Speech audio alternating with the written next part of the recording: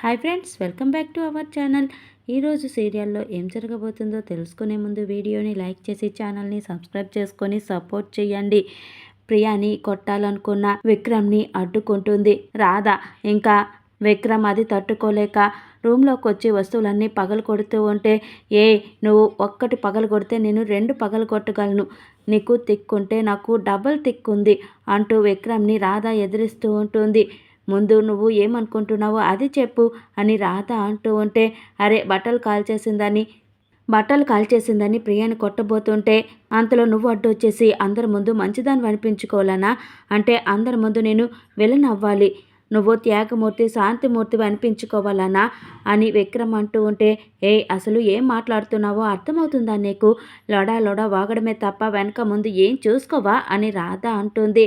ఏం చూసుకోవాలి, నువ్వు చెప్పు, ఏం చూసుకోవాలి అని విక్రమ్ అంటూ ఉంటే, అందరి ముందు చెయ్యెత్తవే, అది హీరోయిజమా? సిగ్గులేదా నీకు? అమ్మ నాన్న అమ్మమ్మ అందరి ముందు ప్రియాని కొట్టబోతావా అని రాధ నిలదీస్తూ ఉంటే, మరి తను చేసిందేంటి? బట్టల్ని అలా ఎలా కాల్చేస్తుంది అని విక్రమ్ అంటూ ఉంటాడు. ఆ ప్లేస్లో ఎవరున్నా అలానే చేస్తారు. బట్టల్ని కాదు, కొంపలు తగలబెట్టేంత కోపం వస్తుంది. ఒక ఆడదాని మనసు ఎంత సెన్సిటివో నీలాంటి బండరాయిలకి ఏం తెలుస్తుంది అని రాధ అంటూ ఉంటే, బండరాయి అనకు అని విక్రమ్ అంటాడు. అంటాను, బండరాయి ఒక్కసారి కాదు 100 సార్లు అంటాను. విలన్ని చేశానంటావా? విలన్ని అక్కడికి తమరేదో పెద్ద హీరో అనుకుంటున్నారా? పొడుగ్గా పెరగగానే హీరో అయిపోరు సార్, ఎక్కడుండాలి అని రాధ అంటూ ఉంటే, బాగా ఎక్కువ చేస్తున్నా, అందరితో మంచి అనిపించుకోవాలనే చాలా తాపత్రయంతో ఉన్నట్టున్నావు అని విక్రమ్ అంటాడు.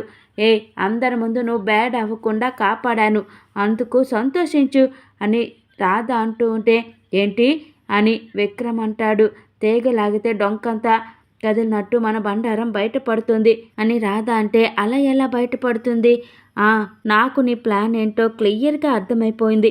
ఈ ఇంట్లో పర్మనెంట్గా టెస్ట్ వేద్దామని అనుకుంటున్నావు కదా అని విక్రమ్ అంటూ ఉంటే, హలో ఆగు, నాకంత గొప్ప అదృష్టాలు అవకాశాలు వద్దు బాబు. నేను ఈ కాంట్రాక్ట్ మ్యారేజ్కి ఒప్పుకుందే మా నాన్న కోసం.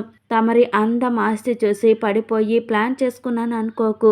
నాకు ఆత్మగౌరవం ఉంది, నాకు మా నాన్న ముఖ్యం, ఆయన బయటికి రావాలి, అంతేకాని ఈ ఇంట్లో పర్మనెంట్గా కోడలుగా పెత్తనం చెయ్యాలని, నీతో కలిసి ఉండాలని నాకేమీ లేదు అని రాధ అంటుంది.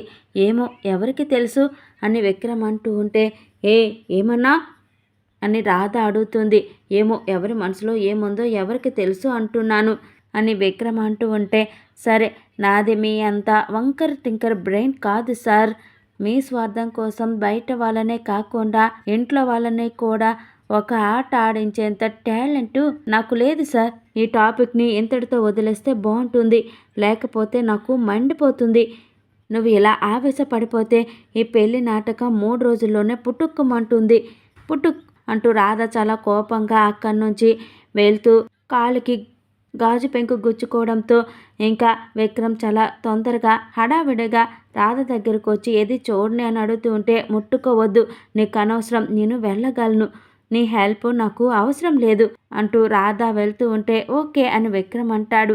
ఇంకా రాధ నడవలేక ఇబ్బంది పడుతూ ఉంటే అది చూసి విక్రమ్ నవ్వుకుంటూ ఉంటాడు.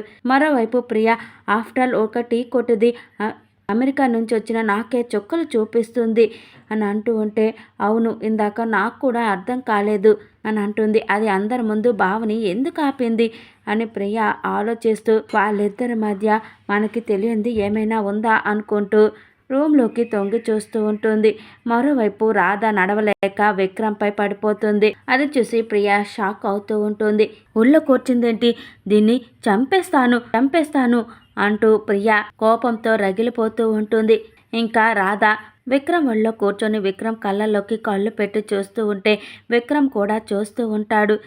ఇంకా విక్రమ్ రాధని తన కాళ్ళపై ఎక్కించుకొని బెడ్పై కూర్చోబెడతాడు. మరోవైపు సునంద రాధ గురించి ఆలోచిస్తూ ఉంటే, సునంద, నీకు గుర్తుందా, విక్కీ చిన్నప్పుడు వాడి బర్త్డే రోజు నేను ఒక బొమ్మ తీసుకొచ్చాను. ఆ బొమ్మ వాడికి నచ్చలేదు. మళ్ళీ నేను షాప్కి తీసుకువెళ్ళి వాడు ఇష్టపడ్డాడని ఇంకొక బొమ్మ కొన్నాను. అప్పుడు నాకు అనిపించింది, అరే నేను కొన్న దానికంటే నేను తెచ్చిన దానికన్నా వాడి సెలక్షనే చాలా బాగుంది అని. రాధను చూశాక ఇప్పుడు ఇదంతా జరిగాక నాకు అదే గుర్తొచ్చింది. మనమేమో ప్రియని వాడికిచ్చి పెళ్లి చేద్దాం అనుకున్నాం. వాడు రాధని పెళ్లి చేసుకున్నాడు. పెళ్లి చేసుకున్న పద్ధతి కరెక్ట్ కాదేమో కానీ రాధ మాత్రం వాడికి పర్ఫెక్ట్లీ కరెక్ట్ సునంద. చూడు రాధ ఎంత గొప్పగా ఆలోచిస్తుందో చూసావా? ప్రియ మనసును అర్థం చేసుకుంది. ప్రియ తన బట్టలను కాల్చేసింది, తన్ని అవమానించింది. అయినా విక్కీ ప్రియ మీద చెయ్యెత్తితే ఆ రాధ అడ్డుకుంది. ఇది కదా సునంద సంస్కారం అంటే. విక్కీకి కోపం ఎక్కువ, రాధకి సహనం ఎక్కువ. వాడు ఆవేశపడుతున్నాడు, రాధ ఆలోచిస్తుంది. వాడు జడివానైతే రాధ చిరుజల్లు లాంటిది. సంసారంలో భార్యాభర్తల మధ్య బ్యాలెన్స్ చాలా ఇంపార్టెంట్ కదా సునంద. ఇంతకంటే మంచి కోడలు మనకి ఎక్కడ దొరుకుతుంది చెప్పు? నాకైతే విక్కీకి రాధే పర్ఫెక్ట్ అనిపిస్తుంది. మనిద్దరి జోడీలాగే వాళ్ళిద్దరిది కూడా సూపర్ హిట్ జోడీ. బండికి ఎంత స్పీడ్ ఉన్నా బ్రేకులు కూడా అంతే అవసరం కదా.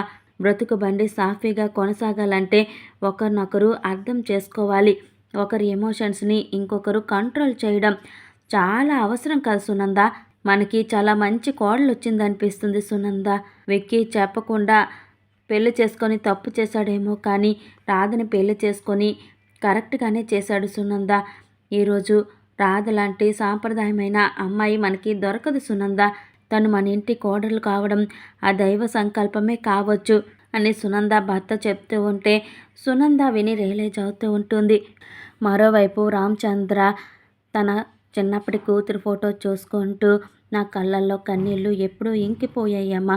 ఇక ఎదురు చూపులే తప్ప ఏడ్చే ఓపిక నాకు లేదమ్మా.